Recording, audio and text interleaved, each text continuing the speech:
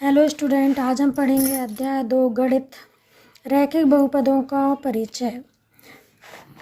Teach maths with Himani.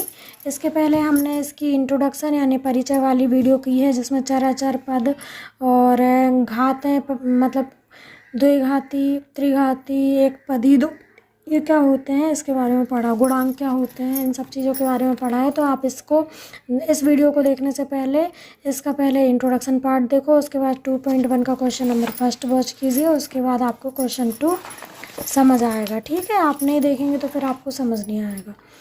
Question number 2 क्या है? प्रश्न क्रमांक 2 है, घात 1, 2 और 3 के बहुपद लिखिए। क्या करना है हमको?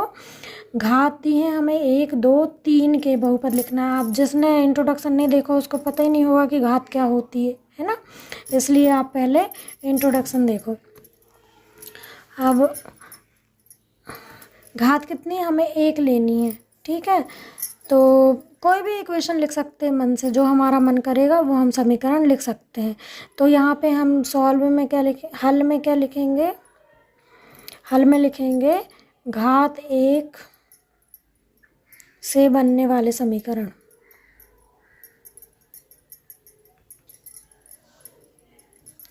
कुछ भी आ सकते हैं, जैसे कि x आ सकता है, x की घात कुछ नहीं लिख दो तो ये भी हमारा एक समीकरण बन गया।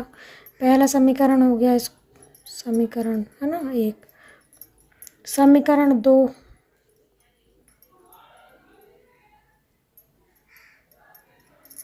दूसरा समीकरण क्या हो जाएगा? x धन y, इसमें घातें नहीं लगानी। फिर थर्ड हो जाएगा हमारा x धन y धन z, है ना, कुछ भी लिख सकते हैं। इनके साथ हम संख्याएं भी जोड़ सकते हैं, 3x भी लिख सकते हैं, 5x लगा दो, लेकिन घात नहीं लगानी। ठीक है, घात नहीं लगाएंगे तो वो हमारा क्या हो जाएगा? घात 1। अब घात 2 वाला देखो, तो घात 2 में इसी में एग्जाम्पल बता दे रही हूँ। जैसे यदि हमने घात इसकी 2 लगा दी तो ये हमारा क्या हो जाएगा? घात 2 वाला समीकरण हो गया। अब थर्ड ये घात 2 के लिए हो गया। अब घात 3 के लिए देखो,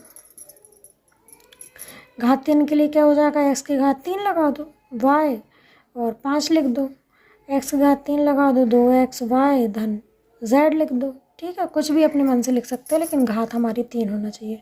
ठीक है, आगे आपको क्वेश्चन समझ। Thank you. क्वेश्चन नंबर 3 क्या है?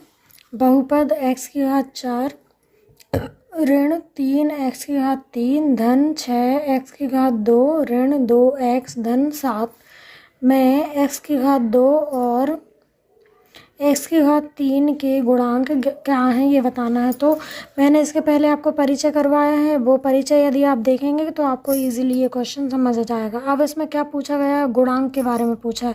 गुणांक का मतलब क्या होता है?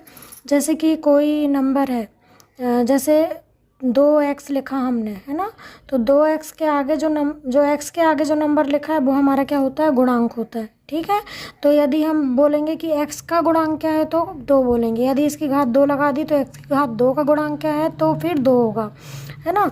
जैसे हमने लिखा 5x की घात 3, तो x की घात 3 का गुणांक क्या है तो इसके आगे क्या नंबर लिखा है? 5, तो हमारा x की घात 3 का गुणांक क्या हो गया? 5।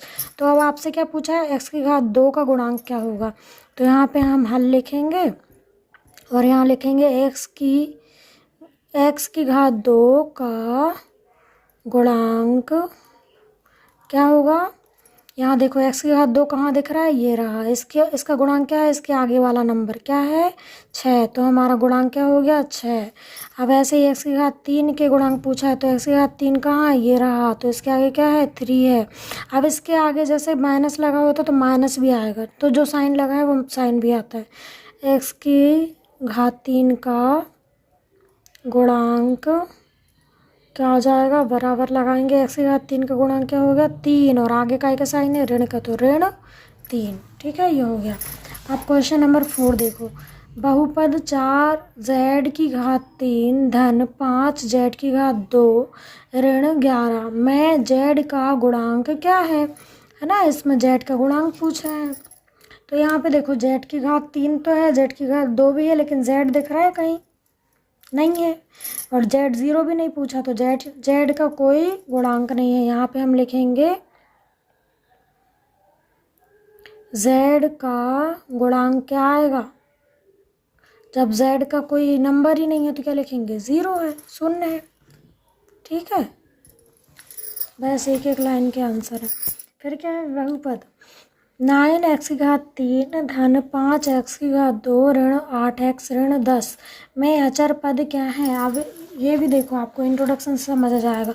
अचर और चर मैंने बताया था, चर पद कौन कौन से होते हैं और अचर पद कौन कौन से होते हैं। चर पद means x y z a b c d जो भी अल्फ़ाबेट होते हैं वो हमारे चर होते हैं। अचर मतलब कि 1 2 3 है ना, वो अचर पद होते हैं। अब इसमें अचर पद बता दो जल्दी फटाक से कौन कौन से हैं। तो यहाँ पे लिखेंगे हम हल।